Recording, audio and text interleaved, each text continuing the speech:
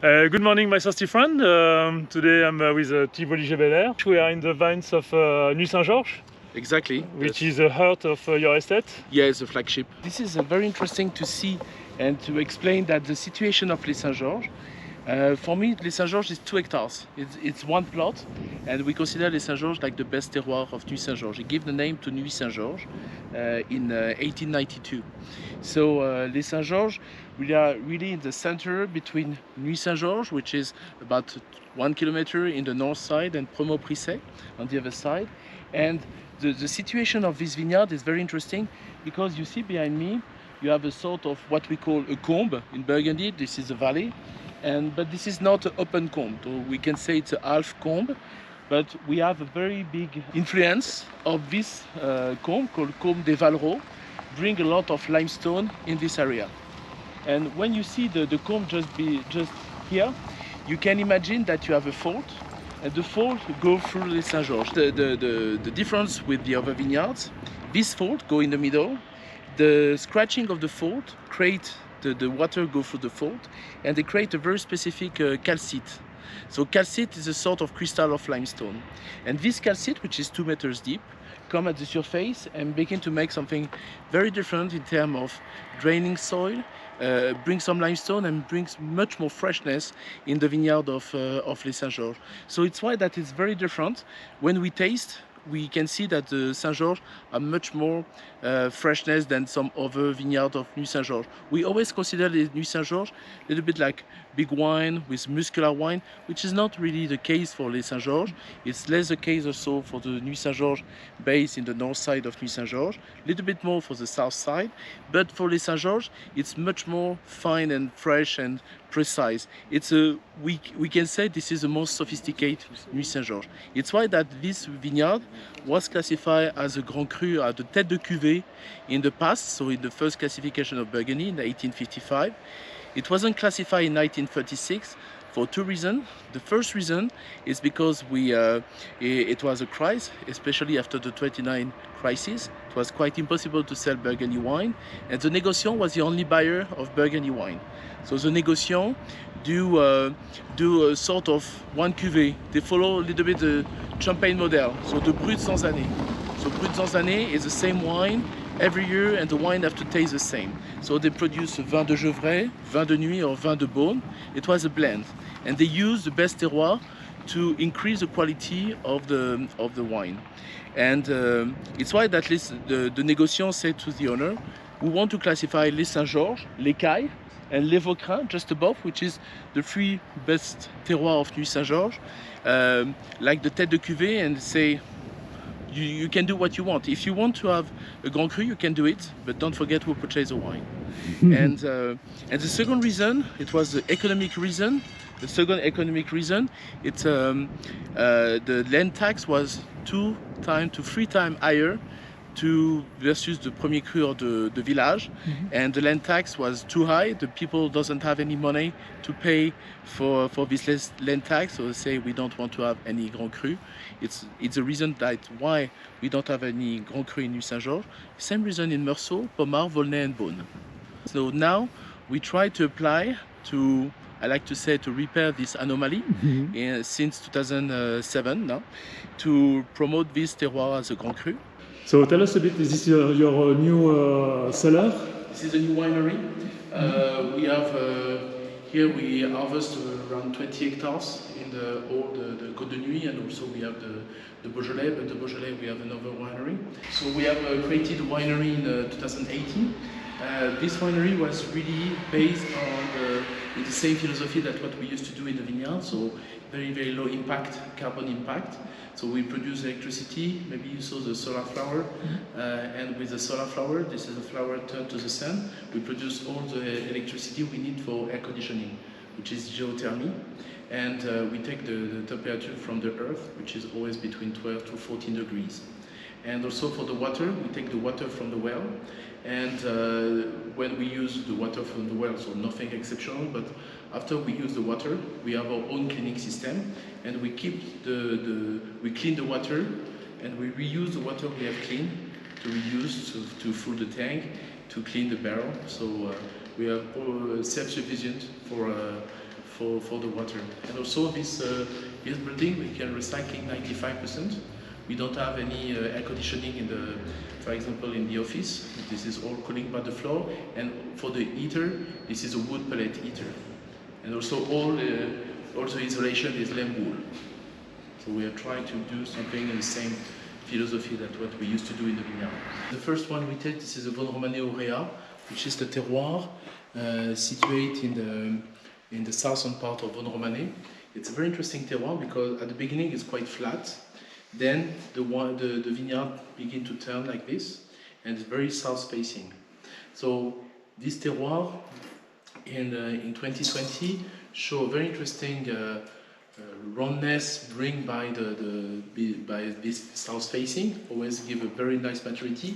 But Reas, R-E-A-S, means round stone, because this is the last vineyard bring by the combe of Vosne Romanee. And at this time, you have the Vosne Romanee au Reas, and in front you have another Vosne Romanee, but this is the meeting point of the combe of Nuits Saint Georges and the combe of Vosne Romanee. But Reas, it's because you have a lot of round stone, and this round stone bring something much more fresh in the wine. So it's why this is a very interesting combination between the two. Le prochain, Charme Chambertin. This is the top of the Charme Chambertin. It's Charme Chambertin au Charme. So this is the neighbor of the Grand Cru Road, exactly in front of the border between La Trissière and Chambertin, on the other side. Wow. And this is the biggest part of our cluster we keep, around 70%, but in a little bit different type of our cluster, because this is a very old vine planted in the early 50s, and they produce a lot of not a classic cluster of Pinot Noir, so it's not very compact, it's much more large, but the problem that the stem is quite thick. So if I keep the biggest amount of our cluster, like 70%, I need to remove a part of the green material. So this is why we use scissor, and we remove the main trunk of the stem. So just by hand, and to have the quantity of berry, but to balance with the quantity of stem. It's 100% New York for this one. Ouais, super délicate. Faire une petite commande après de. On va mixer un carton, on va faire une petite. Du domaine. Faire une petite commande. Je peux pas. C'était bien tenté. Donc le prochain, on est sur Corton les Renardes. Alors, je vais expliquer, je dessine sur les murs. Oh, I like to draw on the wall, but to understand that Corton Renard, I like to say it's a little bit a reverse terroir. So the Corton here is very specific. The Corton Renard is the north, it's Ladois area. So, but very east facing. You have the Corton wood at the top, and the heel of Corton is a little bit built like a stair, like this. You have one step, another one here, and each step is created because you have a lot of the cliff fall like this, and you have le Corton at the top.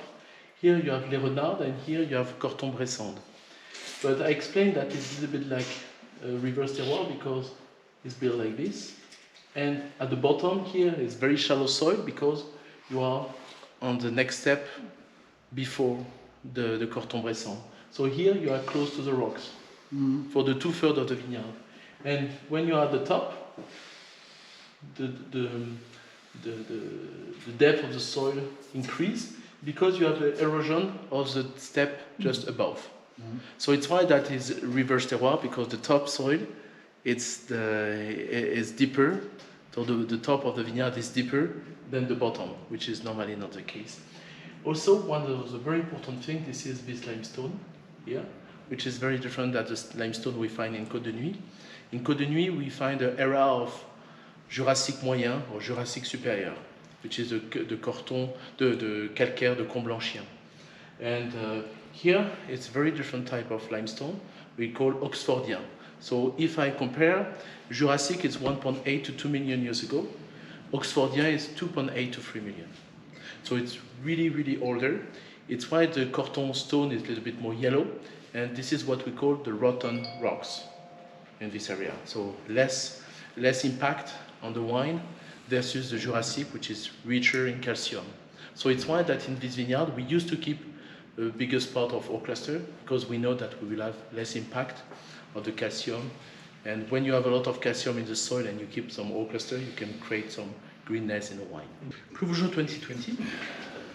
Vous êtes situé au milieu. I will show you. So another draw. This is the Cru Vougeot. You recognize? Of course. Thank you. You're very kind. The castle is there, so yes, the north. Yes. Chambolle. And yes, Chambolle is there. Yes. This is the Musigny, yes. Grand Échezeaux, Échezeaux. And my vineyard, this is the southern part of the Cru Vougeot. So here, this is the wall. This is the wall. Mm-hmm. This is the main road. Here, and this is here a very specific shape. Mm-hmm. And do like this. So my parcel. This is the last corner of the Clos Vougeot. This is very interesting because the rows of my parcel is 200 meters, and you find the three types of soil you find in Clos Vougeot. So at the top, you have the big limestone. In the middle, you have a little bit more clay, brown and red clay. And at the bottom, you have a little bit more white marl, silt. Silt, c'est limon. So different type of soil. So you have a bit of everything. And this vineyard, the 60% of this vineyard has been planted in 1944. And 40% has been planted in 92. So the 92 we destem, the 44 we keep in our cluster. Mm-hmm. And for this wine, we do a very specific vinification. We work a little bit more in terms of vinification, in terms of punching down, just to create a better envelope to integrate the tannins of the wine.